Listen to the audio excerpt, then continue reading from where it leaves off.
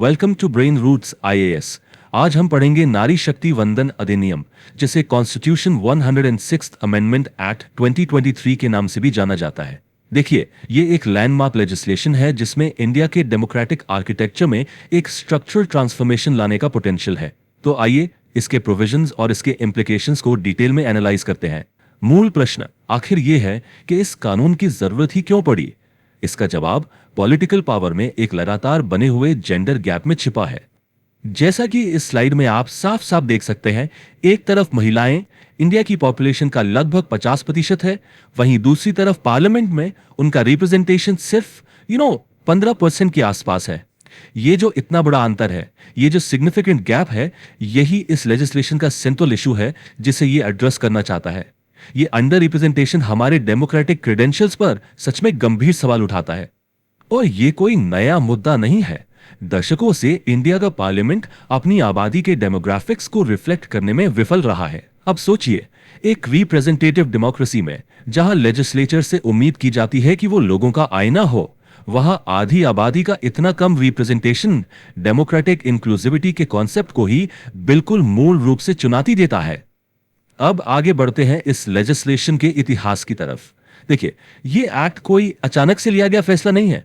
ये दशकों के संघर्ष और पॉलिटिकल डिबेट का एक रिजल्ट है। ये टाइमलाइन इस पूरी लंबी जर्नी को दिखाता है। राजनीति में जेंडर जस्टिस की मांग दशकों पहले शुरू हुई थी। 1990s और 2010s के बीच में विमेन्स रिजर्वेशन बिल को पास करने की कई कोशिशें हुई, लेकिन वो इलेक्टोरल कॉम्पिटिटिवनेस पर असर और मार्जिनलाइज्ड ग्रुप्स के रिप्रेजेंटेशन जैसे मुद्दों पर पॉलिटिकल रेजिस्टेंस के कारण सफल नहीं हो पाई। इसीलिए 2023 में नारी शक्ति वंदन अधिनियम का पास होना एक ऐतिहासिक, एक हिस्टोरिक ब्रेक थ्रू है। अच्छा, अब हम इस विश्लेषण के सबसे इंपॉर्टेंट हिस्से पर आते हैं कि आखिर ये रिजर्वेशन सिस्टम काम कैसे करेगा। आइए इस लेजिस्लेशन के कोर प्रोविजंस को आराम से एनालाइज करते हैं। इस एक्ट का जो कोर मैंडेट है वो बिल्कुल साफ और सीधा है।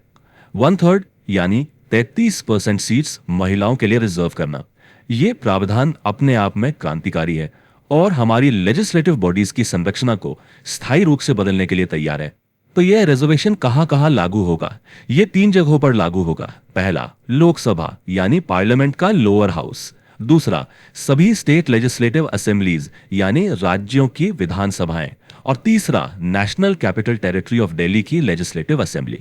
इस कानून का एक बहुत ही महत्वपूर्ण पहलू है इंटरसेक्शनल रिप्रेजेंटेशन का कॉन्सेप्ट। इसका क्या मतलब है?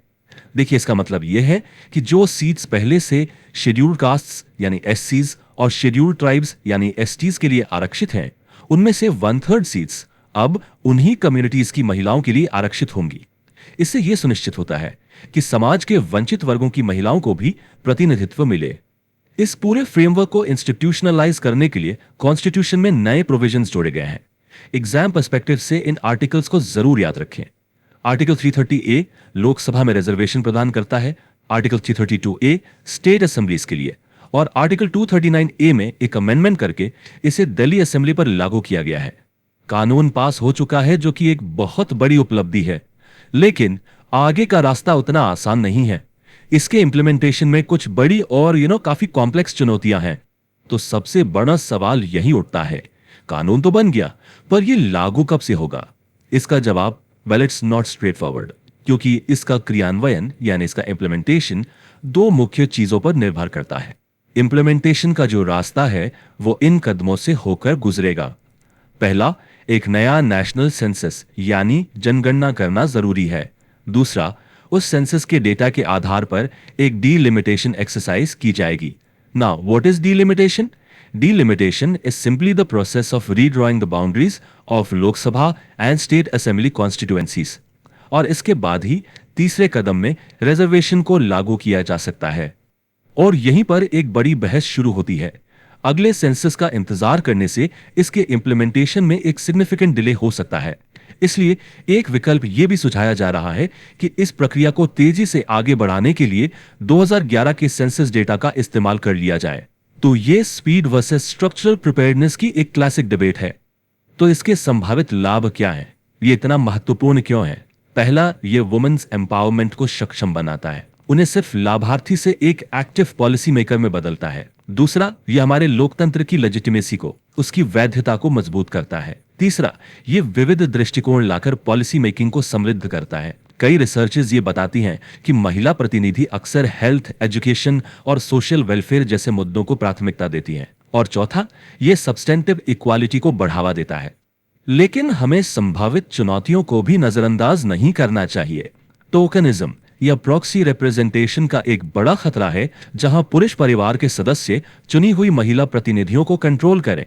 दूसरा, हर डिलिमिटेशन के बाद आरक्षित सीट्स का जो रोटेशन होगा, उससे कॉन्स्टिट्यूएंसी डेवलपमेंट की कंटिन्यूटी डिस्टर्ब हो सकती है। और तीसरा, ओबीसी और माइनॉरिटी कम्युनिटीज की महिलाओं के रिप्रेजेंटेशन पर भी चिंताएं हैं, क्योंकि उनके लिए अलग से कोई सब कोटा इसमें नहीं है। यहां पर सब्सटेंटिव इक्वालिटी इस टर्म को समझना बहुत जरूरी है। देखिए, ये फॉर्मल इक्वालिटी से अलग है। फॉर्मल इक्वालिटी का मतलब है सबको कागज पर बराबर अधिकार दे देना। But substantive equality goes a step further. It means ensuring equitable outcomes by actively addressing the historical and systemic disadvantages faced by a group. Women's reservation जो है, ये सब्सटेंटिव इक्वालिटी हासिल करने का एक जरिया है। इसका उद्देश्य उन बाधाओं को तोड़ना है जिन्होंने ऐतिहासिक रूप से महिलाओं को राजनीतिक शक्ति से दूर रखा है। और अंत में एक प्रश्न छोड़कर जा रहा हूं, आरक्षण सीटें तो बना सकता है, पर एक नेता कैसे बनता है? यह कानून एक दरवाजा जरूर खोलता है, लेकिन सच्चे सशक्तिकरण के लिए कैपेसिटी बिल्डिंग, पॉलिटिकल ट्रेनिंग और सबसे महत्वपूर्ण एक व्यापक सामाजिक परिवर्तन की जरूरत है। तो यह कानून उस दिशा में एक बहुत बड़ा कदम है, लेकिन यह सिर्फ पहला कदम है। If you found this lecture helpful, like, share and subscribe to the channel.